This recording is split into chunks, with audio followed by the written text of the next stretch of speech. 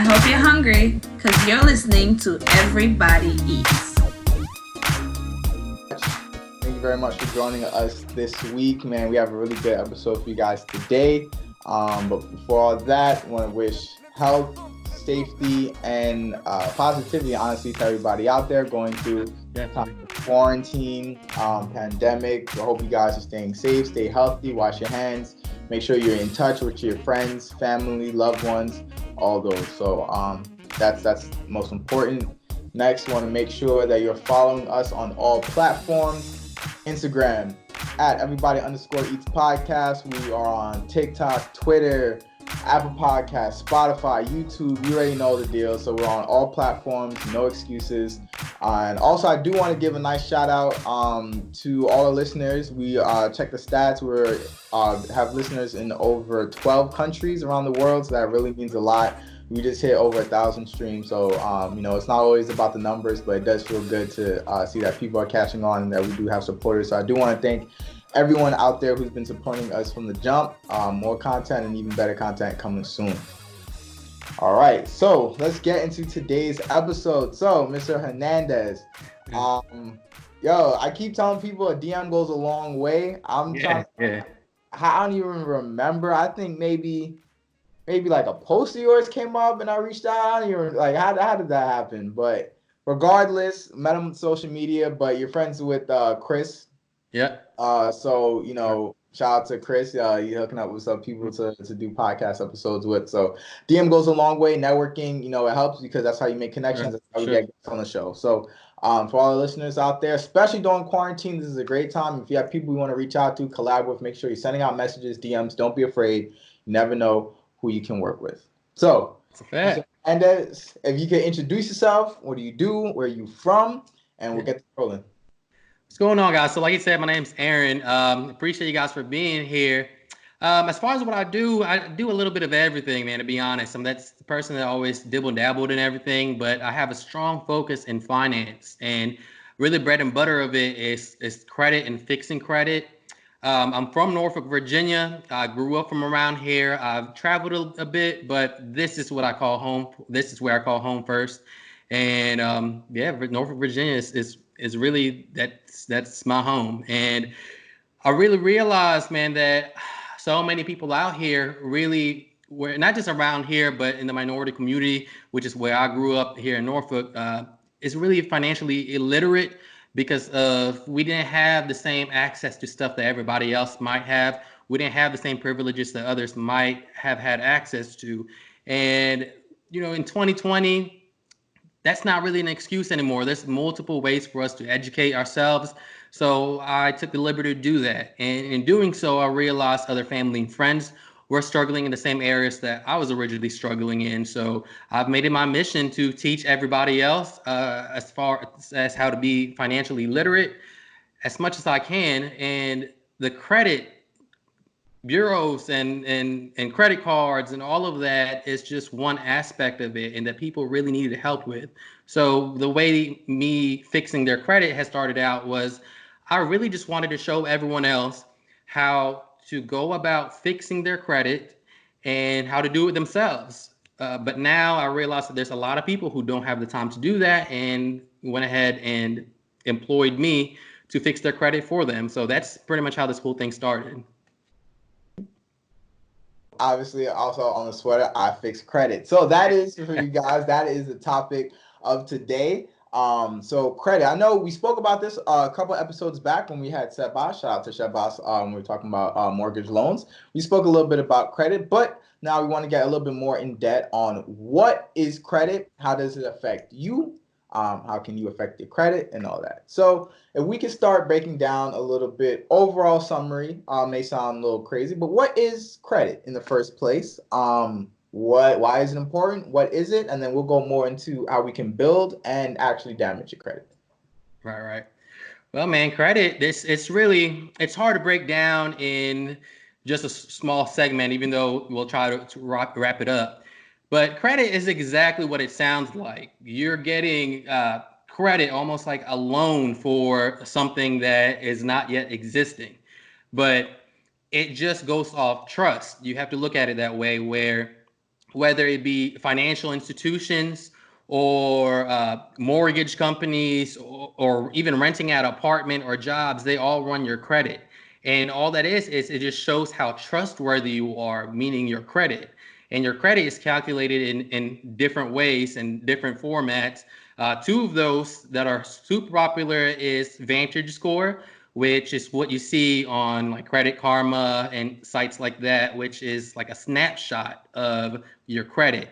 And then there's your FICO score, which is what Experian uses. And you can also access that at myfico.com or annual reporting credit.com, which you can get your FICO score at least once a year. And that's the government's way of giving you access to that. And that's kind of like the movie itself. I like to tell people to think of FICO as like the movie, and your Vantage score is kind of like the little trailer to it. So that's a way to look at your credit. And the reason why credit is so important is because it really impacts everything that we get into. And I know that's kind of hard to grasp for people that operate off money, as you should. But the thing is, a lot of things have to go off trust. For example, if you are getting a house, you're getting a house, you're going to go, or even renovating a house, you're still going to have to run your credit, or even the contractors, they're going to want to run your credit first to see how much of a trustworthy person you are to get in business with. Even jobs that require security clearances, they have to run your credit as well. Man, pretty much everything. There's not really anything you can do these days without them having to run your credit, which is why it's so important to have a good credit score, because honestly, credit is power and having good credit is power. So that's really what it comes down to. Now, there's different ways your credit is broken down. Obviously, there's your auto credit, there's your like your rental history, and then there's just your credit card history. There are those three main ones, and then you also have your derogatory remarks, which is where anything that's bad goes to, which you really don't want anything in there, but that's where your collections and stuff go into. So that's really the main breakdown of it. So it also, having a good overall credit score really helps you out a lot, but those four different ones also affect what you're applying into. So you can have not great credit score in total, but if you have a great rental history, it won't keep you from, getting an apartment that you really want. But it might, having stuff in your collections, it's gonna hurt you getting, good rates and stuff like that. The same for auto. So that's why there's a division between those things. But overall, they still kind of tie hand in hand with each other. Got it. So you briefly touched it. So if you could just again like briefly go, how do you what are ways to build it? Quick tips on like how do you build it and how can you damage, right? So we talk about the credit score, so it's a number, right? So I believe the lowest is like what 300, 400, and I think the highest is like 850, right? So you fall in between. So obviously the higher the credit score, the better, right? So what are tips that to raise and to, lower that number? So first off, you're going to start off with looking at what your credit score is, and you want to open an account at one of the things that reflects your FICO score, like I said, and one of the things that reflects your Vantage score. And once you have both of those, it's important to understand what your score is. And once you do, I like to say if you're in the 400s, 500s, I call that area like the hole, because it's a little bit harder to get out of that. Not saying you can't, because you absolutely can. You can repair your credit, but you have to, let's just say climb out the hole first. And then once you're in the high 500s, going to 600s, now you're really, you're really coming after that perfect score now. The very important thing really is you have to develop credit history. Credit history is the number one thing that can make you or break you, because you really, a lot of people, especially minorities, I realize that we start off with a credit history a lot later on in life, because most of the time we realize that this is something we actually need. We grew up thinking that, okay, credit card is evil, let's stay away from it, blah, blah, blah. So we tend to start off a little bit later, but your credit age, which is your credit history, like the years you've had it open, is one of the big deals that that's counted on. So if you can establish credit history early on, And the other thing to repair it is your credit utilization. You want your credit utilization to be less than 30%. If you can get it less than 12%, then that's amazing. But you always want to keep it under 30% or less. If your credit happens to be a little bit higher than that, well, that's a little unfortunate, but you want to keep it under 30%. Tips to keeping it low would be to either apply for another credit card.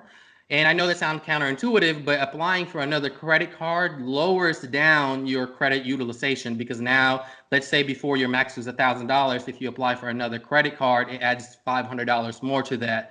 But make sure you don't, use the same bad spending habits that you did in the first time applying it to that new credit card. The other thing is making sure that there's no collections. That's important, and that's really where I come in at. You want to make sure that there's nothing in your collections, because you can't really build your credit if there's things in your collections. No matter how hard you try, you can be up to date in all your payments, and yeah, that's going to reflect, but your collections is always going to bring you down. So you always want to dispute those and get it taken care of as soon as you can. If you can, find a credit agent to fix it so that it can be taken off properly. And the other thing really is your payment history. Your payment history is super important, because the other stuff, there might be other things you can do to fix it, but your payment history, there really is little to none that you can do with that. If you have terrible payment history, the only thing you can do is move forward and make sure you're always on time. But the thing is, if you are late maybe just once or twice, you can call your financial institution and show them, hey, I have a really, really good track record, but I missed this 2 times because either it was just a simple mistake or I was going through unemployment. And most of the time they'll work with you. But now if you have multiple missed payments, the bank is going to look at it. It was like, yeah, this is not, this is the norm for you. So you want to make sure your payment history is always up to date. Now, if you're trying to repair that, what I like to tell people is you can make micro payments. So instead of making, let's say your credit cards are your minimum card payment is $100, right? Instead of paying that $100, you want to break it down to maybe two $50 payments, because now what that'll do is it'll pick it up as 2 positive remarks, because your credit score, it's not based off a numerical number. It's not based off an amount. It's based off positive or negative remarks. So if you're showing that, hey, even though you're technically still paying just the minimum score of $100, your minimum payment of $100, you've made 2 payments, so now it's going to show up as 2 positive remarks. So that's one way you can kind of offset that and hopefully get you back on track. Definitely. So, Edom, do you have anything you want to ask? So maybe I didn't quite get it, but in terms of remarks, that, like you said, it relates to your, like, if you make your payments on time. And all right, so what's your opinion on making a payment, let's say exactly the day it's due, or the or a little early? Because I've heard some like different things about that it may not be the best to do that. You should probably wait a day or two, I've been told. So what's your take on it? Well, technically, you're not late as long as you're paying it when it's due, and you get a little bit of grace period after that to pay it, and it still counts as an on-time payment. However, to me, the way I like to tell my clients, for one, the technically right answer to this is find out what your statement date is, and when your statement date will pull, and then that's when you want to pay it, once your statement date hits. But the way I like to tell people is your due date, that's exactly what it sounds like. It's just your due date, meaning this is the last day to pay it. And I know traditionally that's when people actually pay their stuff, but the way I like to tell clients is it's really not good practice to pay on the due date itself, because that's just like, let's say you're going to school, right, and you turn in your assignment. The good practice is you don't turn it in the day that it's due. You turn it in before then, because they're saying you, hey, this is the last day to pay your bill. So it's actually not a good practice to be paying your bills on the day that is due. You should pay a little bit earlier than that. Okay. All right. Perfect. Got it. So real briefly, just one last question. I've heard this, and I still don't fully understand why this happens, but I've heard scenarios of someone may have, say, let's put out $5,000 in credit card debt, or say student loan debt, and so $5,000 in debt in general, and they'll do one large lump payment, boom, knock out the 5,000, and then their credit score go down. Why does that happen? Because again, man, it looks at it as if you really break it down, and I know, hopefully I don't lose people into this because it kind of sounds like legalese, but really you just have to look at credit as, like I said, a trust thing. So if I want to lend somebody $100 type thing, that's how you have to look at it. Except the financial institutions don't actually know you, so they want to develop rapport with you. So if you pay off $5,000 right away, you don't have anything to tell them whether you're trustworthy or not. I know that sounds crazy, but the thing is, now, before you had something of history with the institution where now they can develop trust with you. But if you pay it all off, which now you don't have anything to show, that's what it pretty much is. You're going to show that pretty much you don't have credit history with the financial institution because you decided to pay it all. So what you really should do is, let's say if it's credit cards, right? You want to keep them under 30%. So you never really want to close down your credit cards. You want to just keep them open, but you want to just keep something real small on them so it's paying, because what's happening is you're developing that rapport with that company. Got it. So you guys heard it here, right? So especially when it comes down to a lot of these stimulus checks, right? To put it into perspective, a lot of people have these stimulus checks, and I made a video. Don't waste your money. Make sure you're spending it on something wise.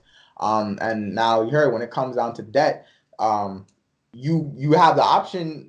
I personally say, right, if you're gonna get, say, if you are eligible to get that 12,000, you can use some of it to pay down some debt. You can use some of it to invest. You can use some of it, as an emergency savings or something like that. But now you may not want to put all of it towards the debt. Maybe, if you're working towards something, like you said, you want to see continual payments and maybe not knock out something all the way. And, it's also a good way to diversify the money that you're getting.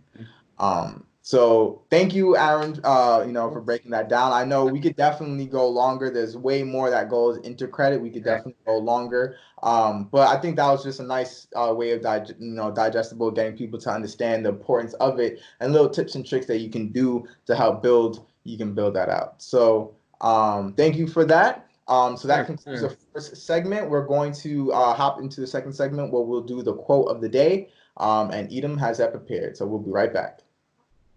Welcome back. Segment 2, Everybody Eats Podcast. You're here with Aaron Hernandez. Just went through a great segment on credit.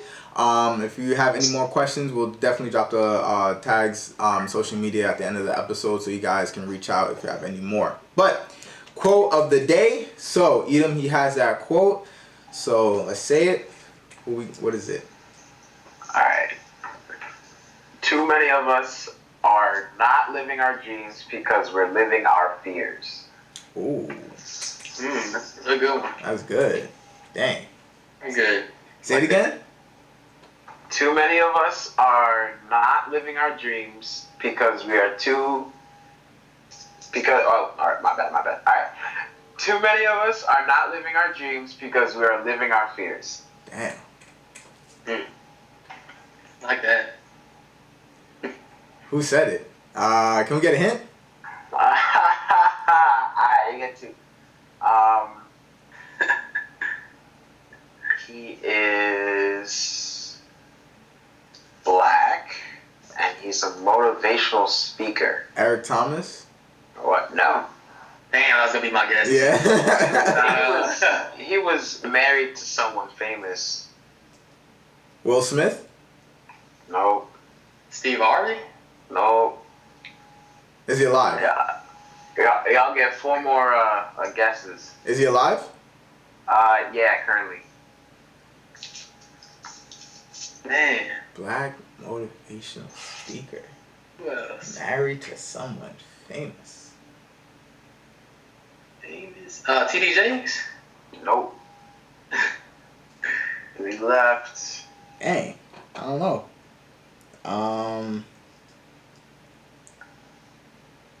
I got no clue. Yeah, go ahead. Yeah, I got no idea. It is, I want to say Les or Lee, but it's Les Brown is running. Oh, Leslie man. Calvin Brown. It's crazy. I listen to him all the time too. Who? Who was he married to that's famous? Gladys Knight, apparently. Oh. I did Gotcha. not know that. All right. Can you say that one last time? Too many of us are not living our dreams because we're living our fears. That's a fact. Like, you know, Yeah. we even back from episode 1, we spoke about it, right? Like, why do people hesitate? It's like, you know, a lot of people have ideas, right? And this is something that I've been like developing a passion for helping other people do this, where a lot of people have ideas, they have something they want to do, business, brand, whatever it is, right? Page. They'll have something that they want to do, they have an idea in their head, but right, an idea in your head with no action is nothing, honestly. Like, and it's just air, honestly. Like, and a lot of people have ideas, but it's once you can overcome that fear or that struggle or that hurdle of, you know, that's when you could take your idea from something just in your head to something that's on paper, something that's online, something monetary, something that, you know, brings value, right? So that's something that I look, you know, through this podcast and, you know, just trying to help other people similar to me, where I had an idea for a podcast and it's like, you know, I've had people help me like, all right, this is how we're going to get it actually working, right? And same for, you know, I know you do a jack of all trades, right? So I'm sure there are a lot of different things where maybe you had an idea, maybe you're a little bit hesitant, but then, you know, finally overcame that and now it's something tangible, something that you can, you know, put on a shirt, something, you know, that you can help people with, something that, you know, provides value. So, you know, it's overcoming that fears, because if not, it's just gonna be an idea, and that's just air, honestly. Yeah. And that's really true. I mean, for me, man, that actually resonates with me a lot, because I think a lot of times fear is disguised to us as security. So a lot of times people can't pursue what they want because they're secure in what they're currently doing. So you're secure, you're 9 to 5, and it's hard for you to pull the trigger. I know for me, one of the very first, because I'm an entrepreneur, and that's the very first thing that I did when I really went out here on my own as an entrepreneur and started out as a business, was I started a collision center, an auto collision center. And I remember starting it out, man, I was so scared because I have a family already, and when I went to go launch it, it's like, man, you know, do I really want to put my savings and everything in here? But you really just have to pull the trigger, man. You really just have to dive off the deep end and see where it takes you, because that's the only way you'll know. And a lot of times, like I said, fear is disguised as security. It's the security that you have with your 9 to 5 and, you know, all this stuff. And then you just have to pull the trigger. That's a fact. And Edom? I mean, fear, like you said disguise, right? So fear, you know, it may not be like one direct form, but it definitely comes in many different shapes and sizes. It's like, it's another crutch I think people use to not take the first step. A lot of, I don't know, this, then, you know, just comes in many forms, I believe. And once you understand that and kind of work with it at the same time, you can move forward, because, you know, they say face your fears, you know, never like walk around it, you know, so not avoid them or anything. So definitely once you figure out what they are and what forms they're in and come to terms with it and face it, you know, you can move forward. Yeah, like that kind of reminds me of, you know, I always bring up Gary Vee. He posted something, was like, one reason people don't create is because they're insecure, and I think that's another way that fear maybe is disguised, kind of like in insecurity, right? So a lot of people think that, you know, I think fear and insecurity can go hand in hand, because some people will think, you know, what if it's not good, or I'm afraid that people won't like it, or, you know, like those type of thoughts. And those are natural. Like, I've had those same thoughts when it came to Kilty. I had the same thoughts when it came to the podcast. I was like, who's gonna listen to me? Like, why would anyone listen to me? Like, I'm just a young dude. Like, there's other people you can listen to. But it's honestly, it's like, you know, when you say pull that trigger, like, yo, you gotta shoot fear in the face, bro. Like, you gotta shoot it dead, shoot it down, and just like go with it, you know. And then I'm guaranteed, like, if it's something you truly love, like, you'll find an even better love for it, and you'll discover things that you never thought you could. because you just sit there and say, you know, like, screw it, like, I'm gonna just go for it. So yeah, man. This actually reminds me of the first time, man. My pastor told me before, man, that the enemy talks in first person, and I didn't understand what he meant, and he had to break it down for me. It was just like, yeah, the enemy talks in first person, so it's gonna be like, I can't do this. Dang. You know, in your mind, you're gonna be like, I can't do this, or I can't start this podcast. It's just all those self-doubt and insecurities, like you said. So it's definitely in different forms. And to echo off an earlier point, I heard something like maybe a month ago. The guy used the analogy of walking into a building and going up an elevator 3 floors, right? And you know, you like the third floor. The third floor is comfortable. Everything's all cool and peachy here, but you know, maybe the third floor doesn't have what you need. Maybe it's on like the 6th or 8th or 9th floor, you know, but you'll never know that because you're really comfortable and you're just too afraid to move up. You got stagnant. So I think definitely that is definitely one of the faces fear takes, you know, the difference between, you know, good and great or great and outstanding. So nah, and one last thing that also reminds me, I don't remember who said it, but it goes like, a lot of people, kind of like you said, fear talks in the first person. It was like a lot of people, they would not allow someone else, right? Like a lot of people would not allow someone else to tell them, oh, you suck, you're not good at this. Why would you pursue that, right? So why do you let yourself talk to you that way? Right, and that hit me when I heard that. You know, it's like you won't let anyone else slander you, you know, like cut on you or do that to you. So why do you do it to yourself? And it's like, dang, you know, like that hit home. And I was like, you know, it really convinces you, like, you know, you really are, honestly, like, you really are amazing in everything that you do. But it's when you let those, you know, doubts and like insecurities eat you up is when you start to belittle yourself. And it's like, you know, everyone has a gift, everyone's amazing in something. You just have to figure it out and put into action. And the only thing that's stopping you is usually yourself, or, you know, some insecurities that you're feeding off, or maybe that you've heard from someone or something like that. So go do it, right? Go do it. But thank you. That was a really dope quote. One last time, Eden, let's say it for the people. all right. Too many of us are not living our dreams because we are living our fears. Too many of us are not living our dreams because we are living our fears. So take that, drop in some gems, go start, go do, go send that DM, whatever you have planned that you've been procrastinating, go do it. All right, so we'll jump now into segment 3, where we'll now go into flipping online. So we'll go talk about that. So bear with us. We'll be on a quick break.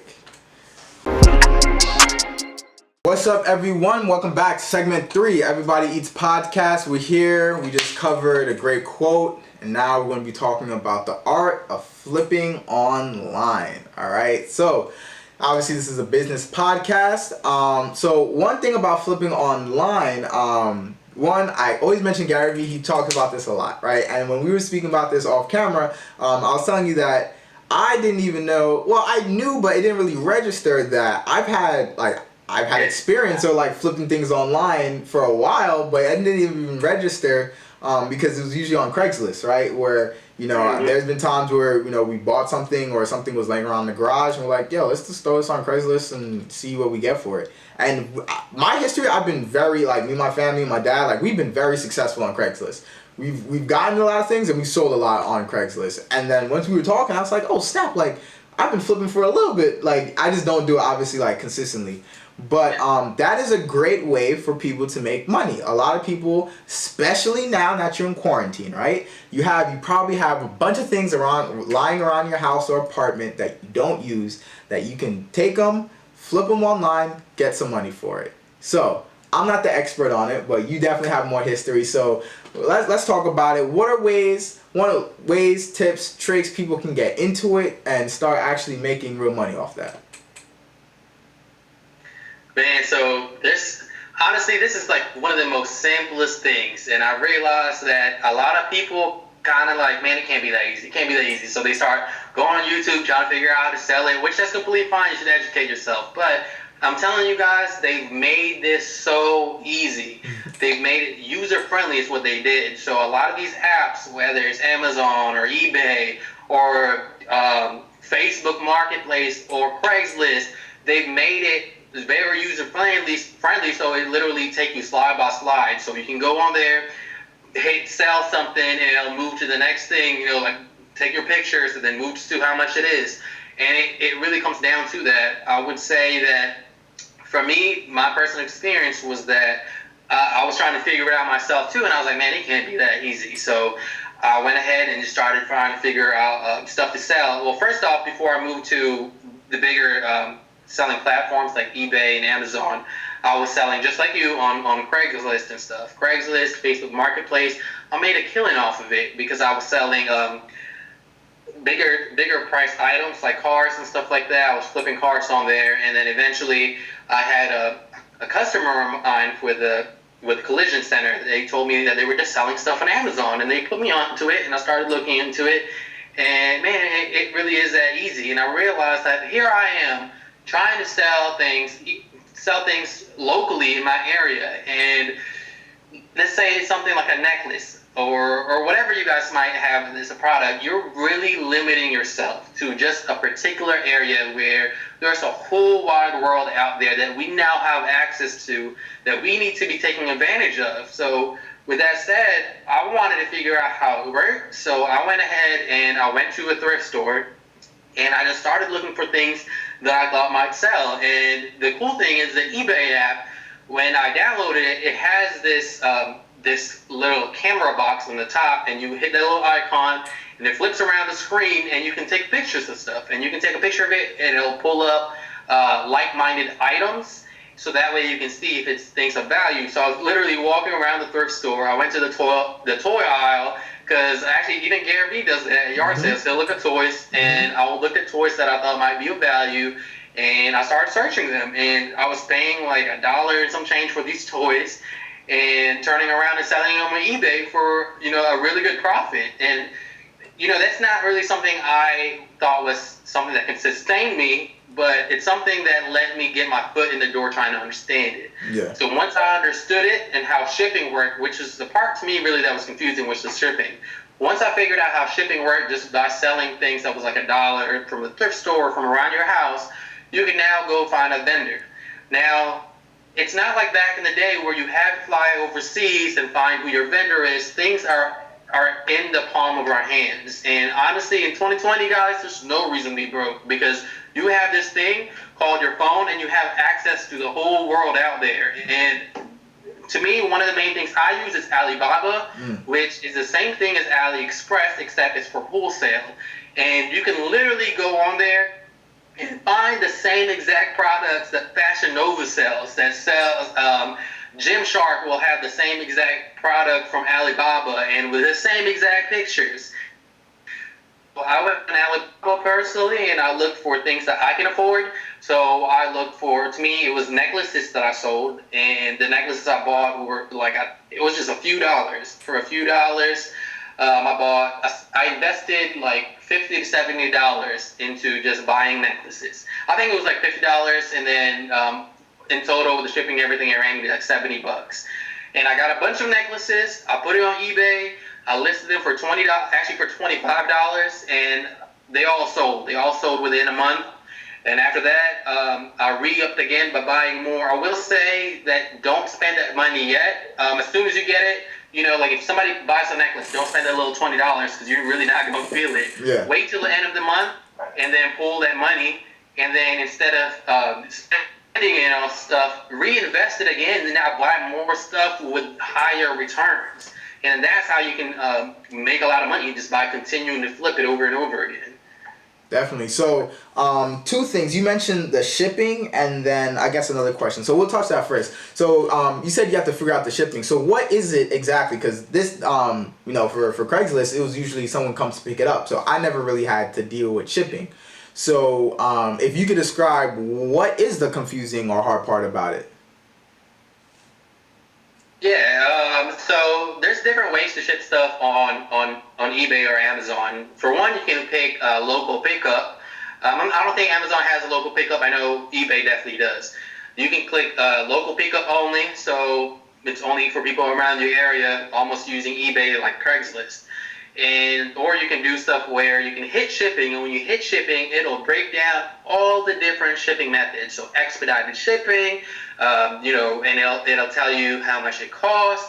It can, things has to be broken down to. It depends really on how heavy something is and the size. If you're not sure of what it is, for one, you can measure it yourself and you can weigh it yourself. If you're still not confident in your abilities to do that, you can go down to the post office and ask them to measure it all out and weigh it for you, and go back home and click what fits it. And more than likely, to be honest, if you're on eBay and stuff, your buyer will contact you and be like, hey, can I get this in expedited shipping?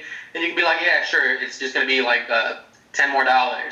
So that's how that works out. But it literally gives you an option of what you want to do, either ground shipping, expedited shipping. Like I said, they've really dummy-proofed it all for us. Got it. So, Ian, do you have anything?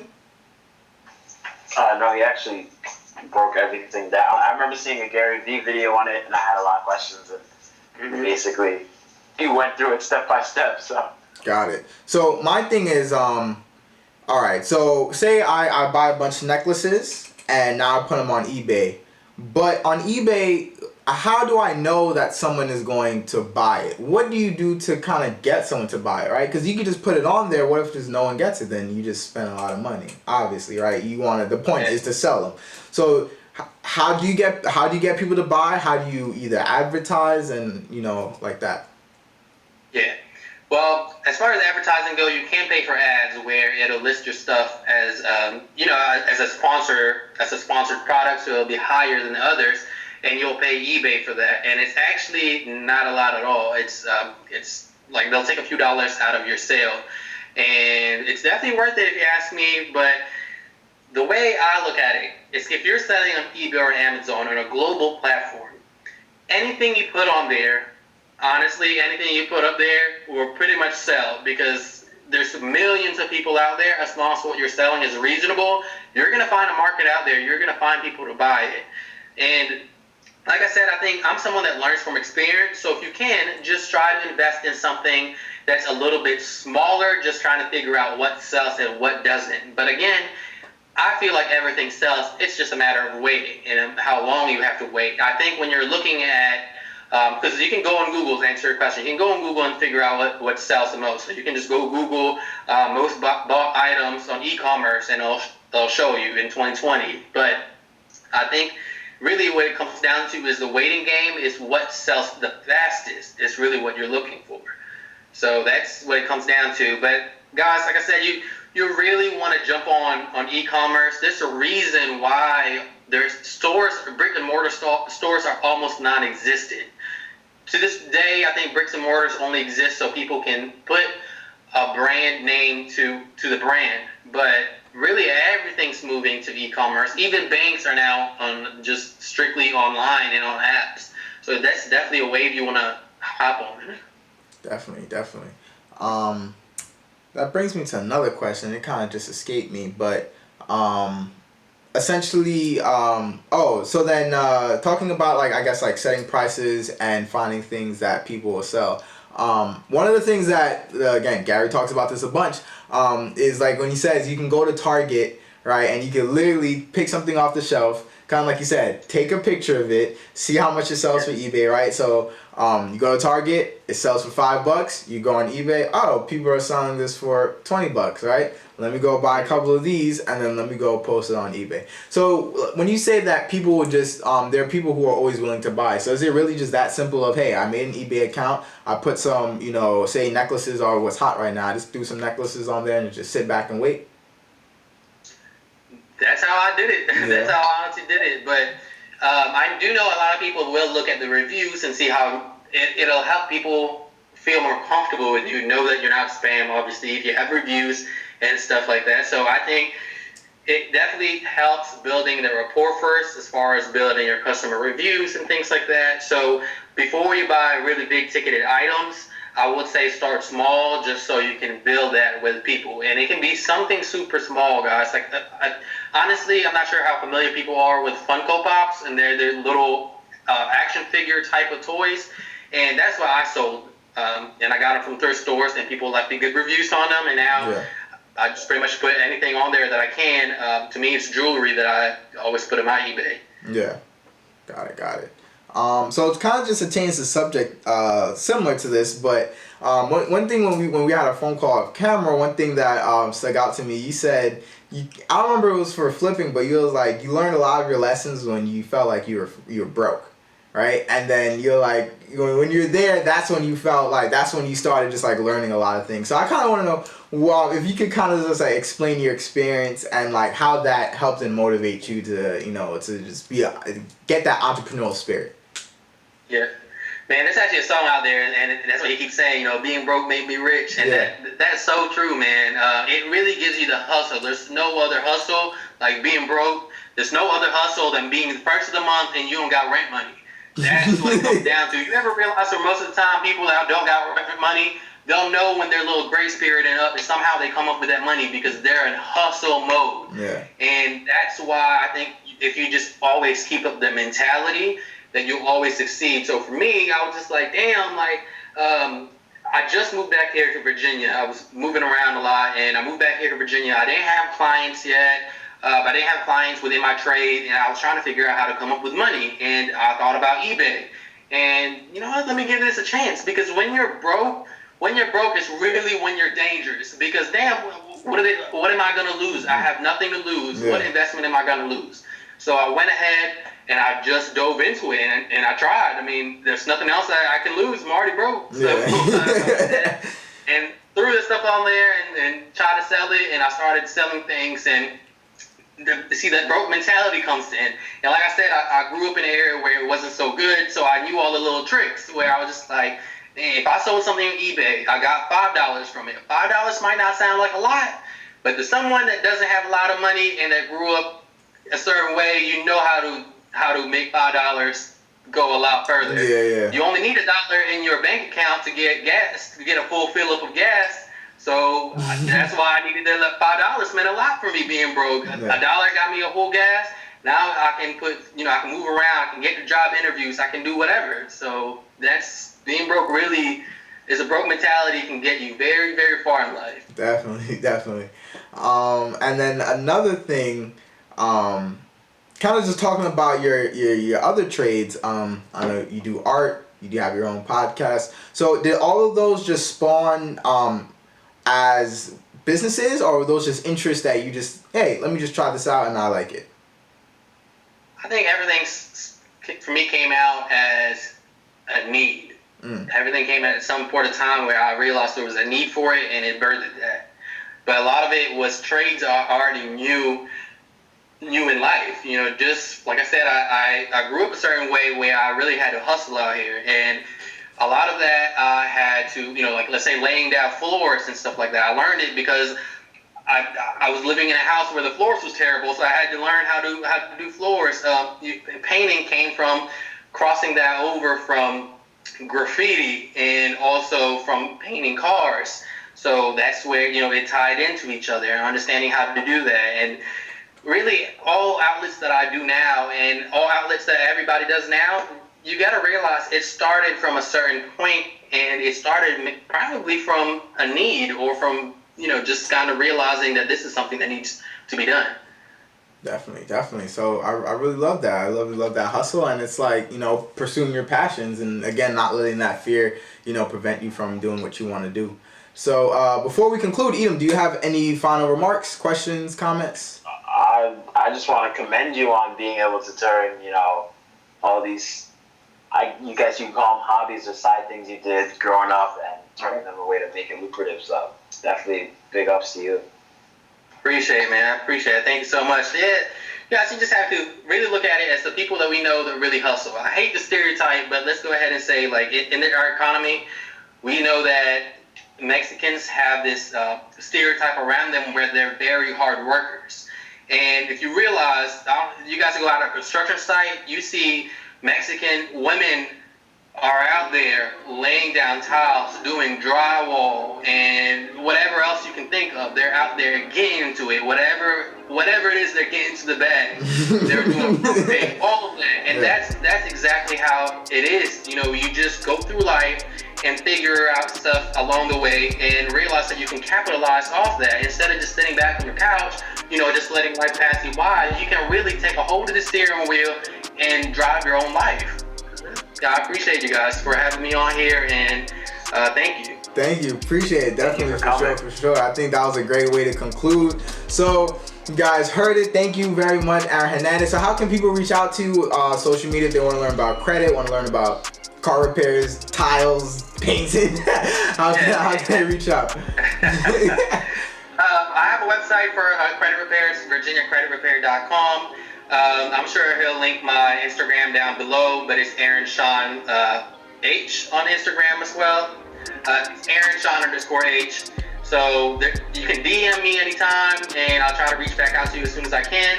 And yeah, that's really the best way. All right, for sure. So again, thank you very much for coming on to the show. For all the listeners out there, make sure you're tuning in on all platforms. Apple Podcasts, Spotify, YouTube, TikTok, Twitter, Instagram, we're there. Even on my LinkedIn, you can check us out. So stay tuned for more episodes. Stay safe, stay healthy, and wash your hands. See you guys.